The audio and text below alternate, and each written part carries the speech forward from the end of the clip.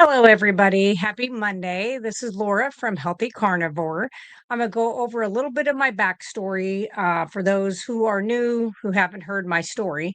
So, in 1991, graduated high school in 89 at 240 pounds. By 1991, early, like January something, I was following my doctor's advice on what to eat and what not to eat. So don't eat butter, don't eat eggs, don't eat red meat, cut the fat off of everything, eat chicken, no skin, no fat, margarine, fake everything, fake, salad dressings, the fat free stuff. I got up to 313 pounds. My triglycerides were at least 1,000 when I went to have that test done. Um, they do it in the centrifuge and then tested it, and it instantly went to 1,000, which is as high as their meter went. If I'm a guessing person, I would guess it was probably closer to 2,000 just because I run those tests and I know how fast they get there. So pretty bad because that was really meaning that diabetes was knocking on the door. And I am a nurse by trade and I love to poke other people. I do not enjoy poking myself. So that was going to be no bueno for me. So I refused to do that. Um, and I knew that I needed to change what I was putting in my body. I went to the library. The doctor had prescribed me Lipitor. It was pretty new. It came out in 87. This is 91. Didn't fill it. Went to the library, studied all the old medical journals and veterinarian journals from 1850 up to 1910. Because if you don't know, go back and see what happened to the medical establishments and the medical schools in 1910. It's pretty eye opening what you'll see. I already knew that that was an issue, so I purposely read journals prior to that time frame. Pretty much everything. Like if you have any common sense and you could read between the lines, it was like you don't need all these sugars, you don't need all these man-made products, you don't need all these carbohydrates. Carbohydrates are not an essential nutrient. Fat and protein are the only two essential nutrients that are needed. If your body requires glucose, your liver will produce it through a thing called gluconeogenesis. Okay. So, and also the body can really only handle carefully, properly 1 teaspoon of glucose in a 24-hour period. So it's not good to really like, just think of a pop. Remember back in the days, you get like a big slam. That's like three, amounts. That's like 3 8-ounce bottles of pop, and there's 16 teaspoons of sugar per 8 ounces. I mean, that's just crazy to me, which is why we have the trouble we have. Um, so I basically went home, cleaned out everything white, sugar, pasta, potatoes, rice, all of it, anything, breads, gone. Just ate out of the garden, what we deer hunt, what we fished, things like that. Was really all I did. Single ingredient foods. I did that for 26 years. Was perfect. And then the keto treats came out because everybody jumped on the keto wagon, which means the people who are trying to make a bunch of money off of you will then come out of the woodwork. Didn't read the ingredients, just was like, hey, it says it tastes like Oreo. I love Oreo. Why not? And then destroyed my gut with all the maltodextrins, all of the extra sugar substitutes that were in there. Splenda did not do well on my stomach. I know there are people out there who can. I am not one of those people. Um, so that really kind of wrecked me. It wrecked my gut. I had leaky gut. I had cystic acne, joint pain, brain fog, anxiety, depression. My OCD was off the charts, like getting up at 2 o'clock in the morning to shampoo the carpets. And then maybe 2 days later, getting up at 2 o'clock in the morning and shampooing the same carpets. So that kind of stuff was really rampant. Um, was also getting ready to go through menopause. I knew what was coming and wanted to go through that a little bit easier. So was watching a video by this crazy little bald-headed man named Joe Rogan. Had never seen him before in my life. And he had this big ox of a man named Dr. Sean Baker, and watched that video. Just more of anything, just was like, what in the world are these guys talking about? And decided it was on carnivore. And I was like, well, how big of a step is that for me to do when I'm carnivore or I'm keto? And it was very few vegetable keto. I wasn't like eating loads and loads of vegetables. And I thought it's not that big of a leap for me to just dump that.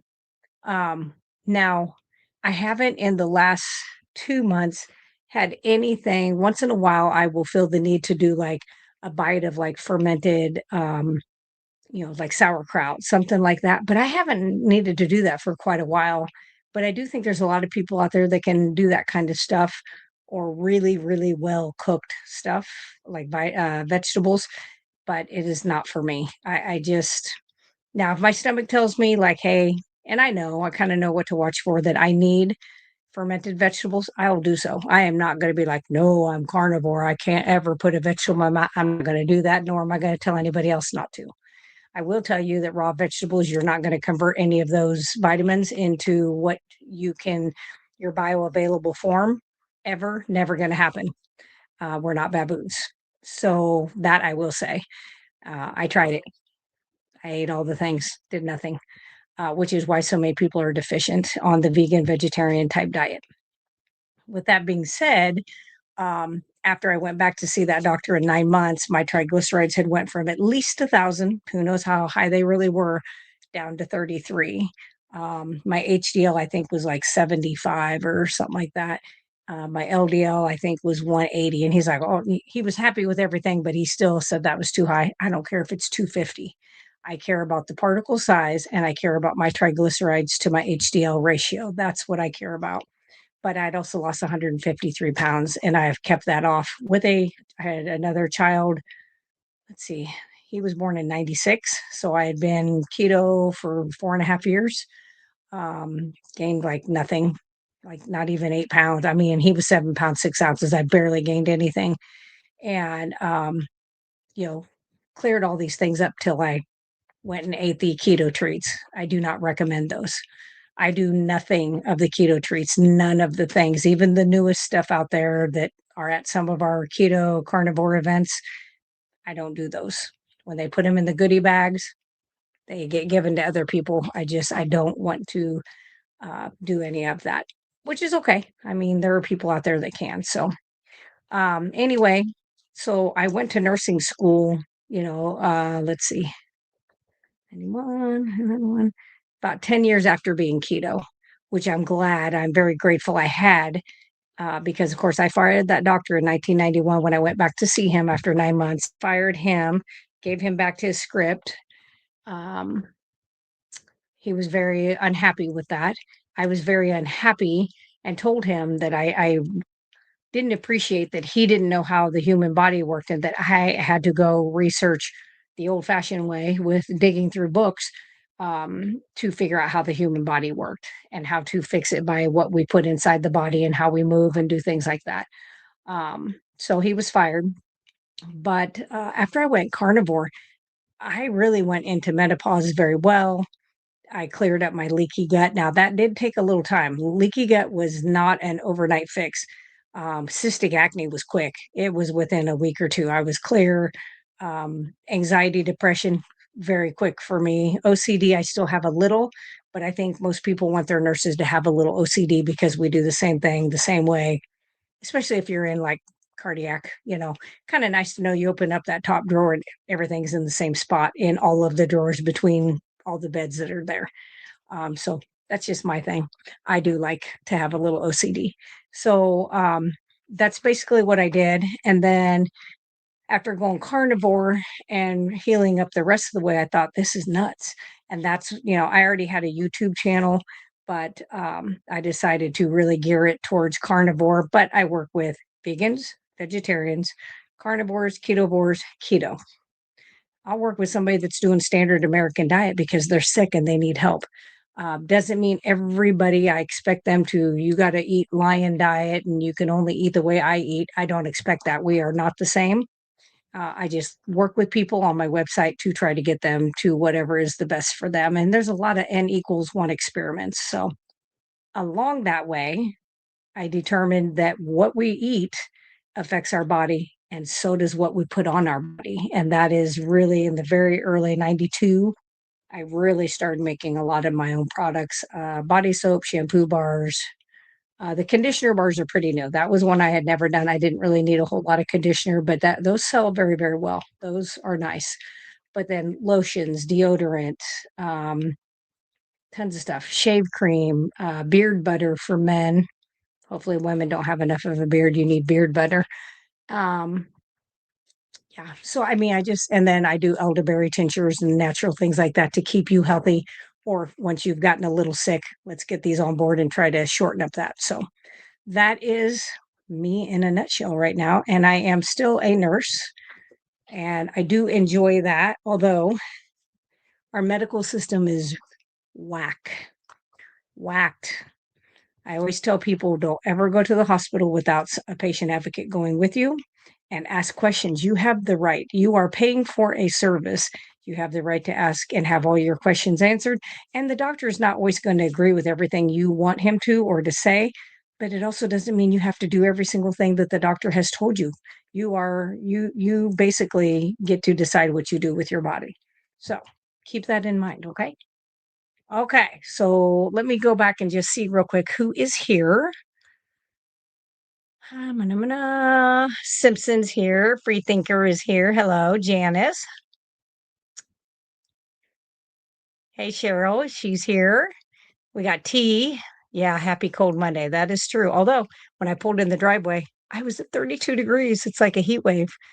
Hey, Tara, how are you? Lambs, how are you doing? And then let's see, Steadfast. Hello, how are you doing? Okay.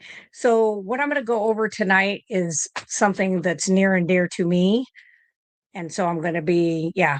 I mean, I have other things that I can go over, but I just really was like, I love these things. And these are things that you yourself can learn how to forage, learn how to do a lot of your own things if you so want to do so. So, I'm going to go over some of the things that I utilize, the ones I can grow here, and the ones that may be able to grow other places. So, I'm going to go over some of those.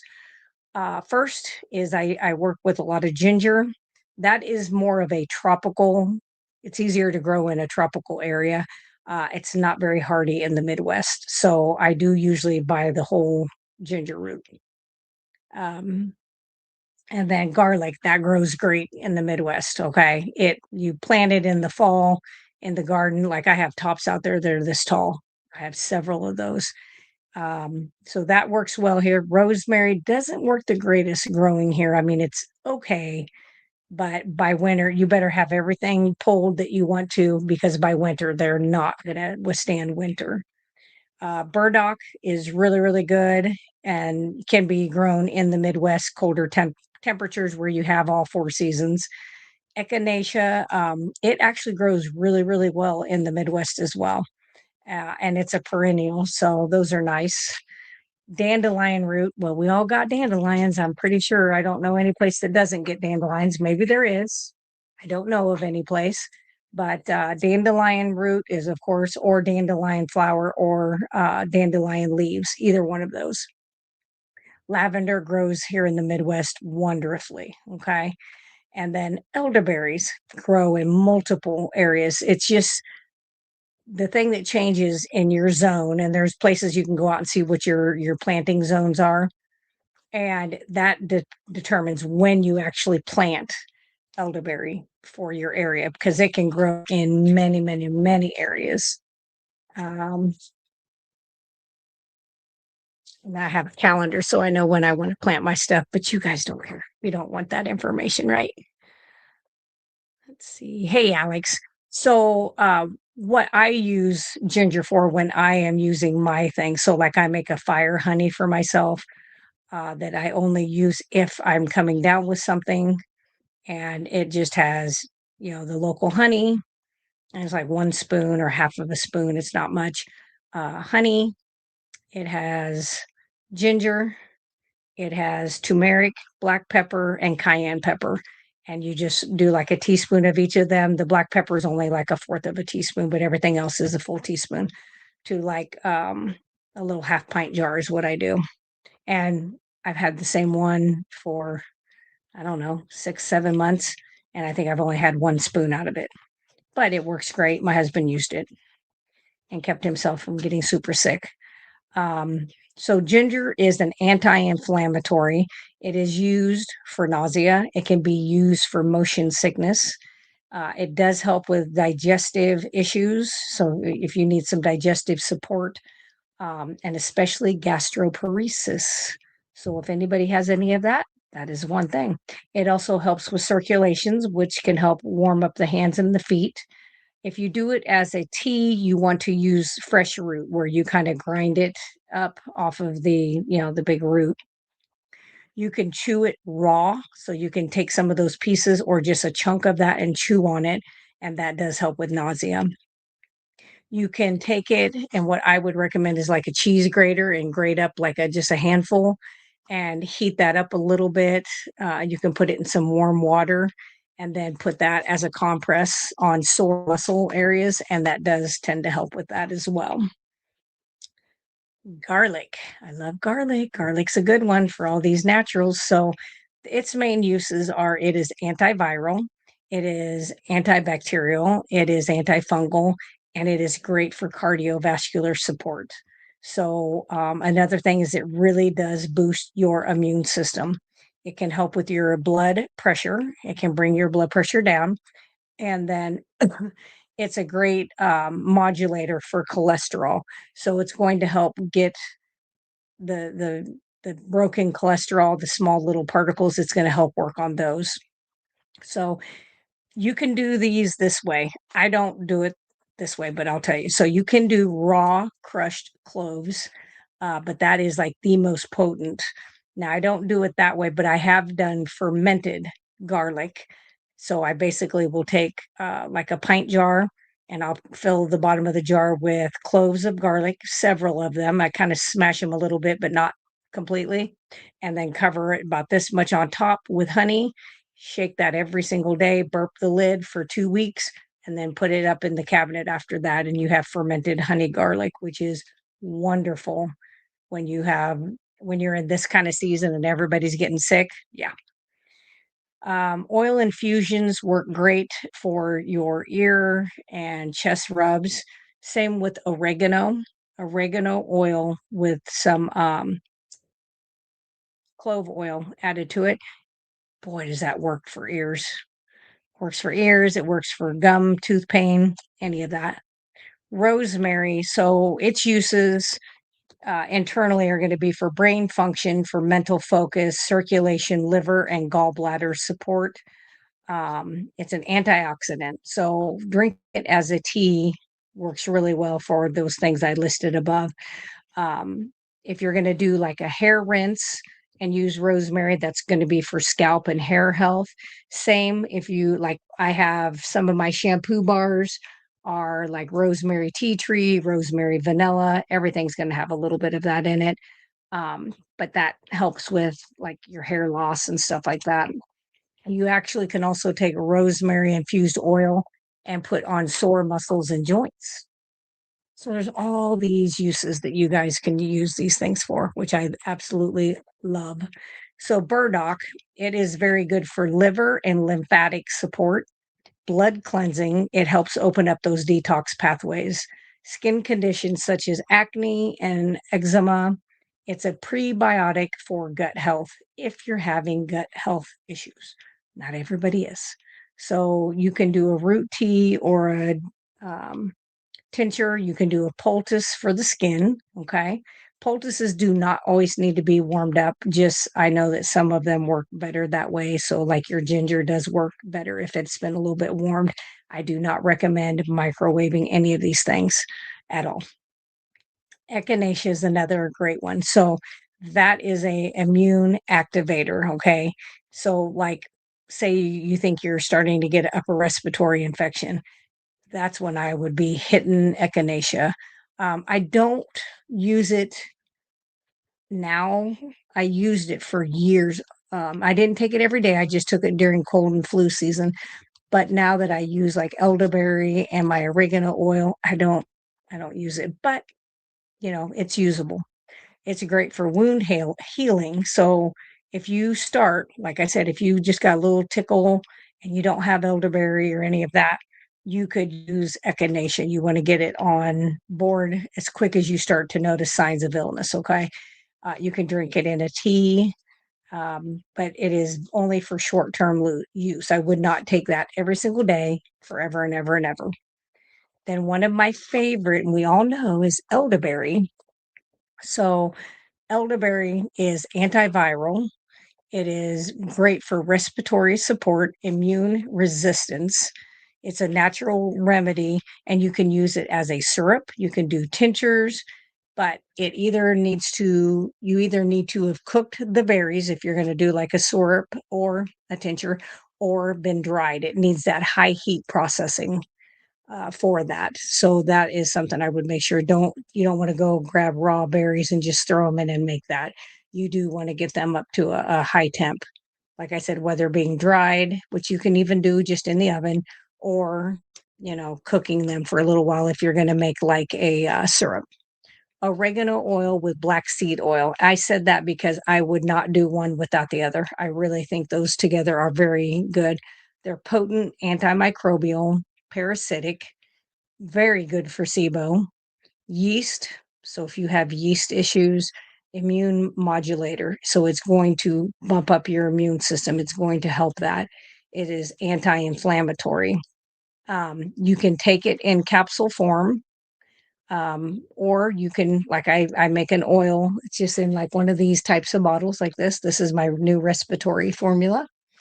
But you can put it in there and do the oregano oil and the black seed oil and put that together.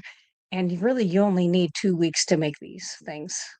Tinctures take 6 weeks or longer. My last elderberry tincture was like 3 months, and it is potent and it kicks butt. I got nothing so far, nothing this year.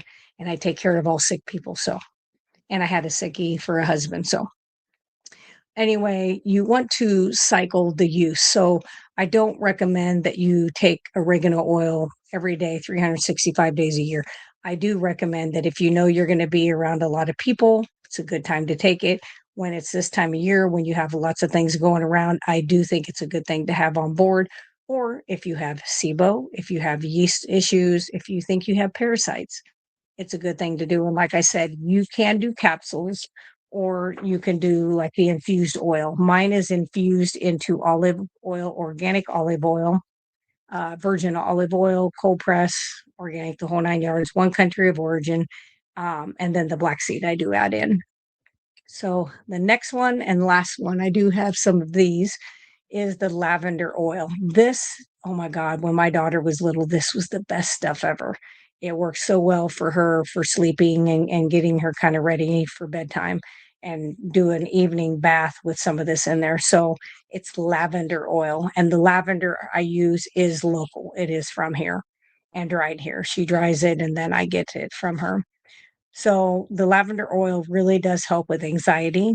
It helps with sleep, nervous system, it calms the nervous system, headaches, skin healing. So there are a couple skin ones that I make, and I always put some lavender in that, um, and some rosemary. So you can use lavender oil topical, but you want to make sure it's diluted. So I do it into, like I said, organic olive oil. You can use it in avocado, you could do it in coconut, you could do it just in castor oil, jojoba oil, any of those. Um, let's see. So basically, really, you could do it in diffusers, and like I said, you can put it in bath water. It is really good for those things. So another thing you can use this for is acute infections. There are things that you can add together. So one of the things that I really work with people on, if they've got an acute issue going on, they're like, because I get phone calls all day long and text messages and emails all day long, on top of just messages here on YouTube, um, a lot of them, and asking like, hey, this is what I got. What do I do? And I'm always going to hit with a garlic, like fermented honey garlic, oregano oil with the black seed, and elderberry tincture. And then if you have echinacea capsules, I may say, throw in a couple echinacea capsules. It's not going to hurt you. You do want to check with what medications that you are taking to see if any of these things have any interactions. I personally have not seen anything with that. Just like with the K2D3, I've had a lot of physicians that I've worked with for my patients, and they're like, well, they take a blood thinner. And I'm like, this is K2. There are 16 forms of vitamin K, K1, really works as that, to keep you from having your blood too super thin. So it's basically helps clot. And you do want some of that if you overdo it on these blood thinners. K2, D3 does not work that way. So they just need educated. And so as we go through things, we get better. So when it comes to chronic inflammation, I really think the ginger, the burdock, and the rosemary are really good to help with that. When it comes to the nervous system, the lavender is going to be the biggest one. It really does help you kind of just chill and calm. Lymphatic and skin issues, a lot of that can be handled with your burdock, your garlic, your oregano. Oregano oil with black seed, especially in a carrier oil, where I have seen worked very well on skin um, infections that are not healing. I've seen those work really, really well there in those places of that, especially if it's to like a distal area away from the heart, further away, and they're having maybe not as much blood flow get to that area, then you want to do a topical that seems to work. So, as always, this is not medical advice. I am just a lonely little nurse. Um, and none of this has been approved by the FDA, although I think the current FDA that we have would approve of this. So maybe it'll just continue to get better, right? So I'm going to go over what I'm going to work on next week, and then I've got to put together a couple packages.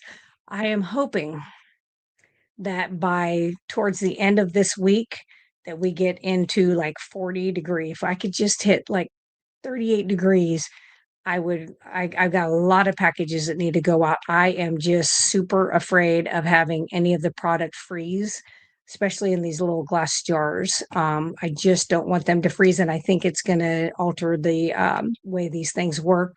So they will be going out. I promise you, they're all packaged up, ready to go, except for the few I'm going to put together right now when I get done.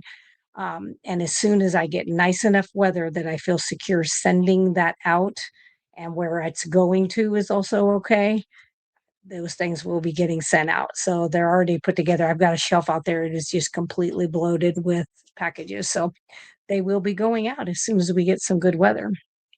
Next week's talk, I like this one too, is a talk on monolaurin.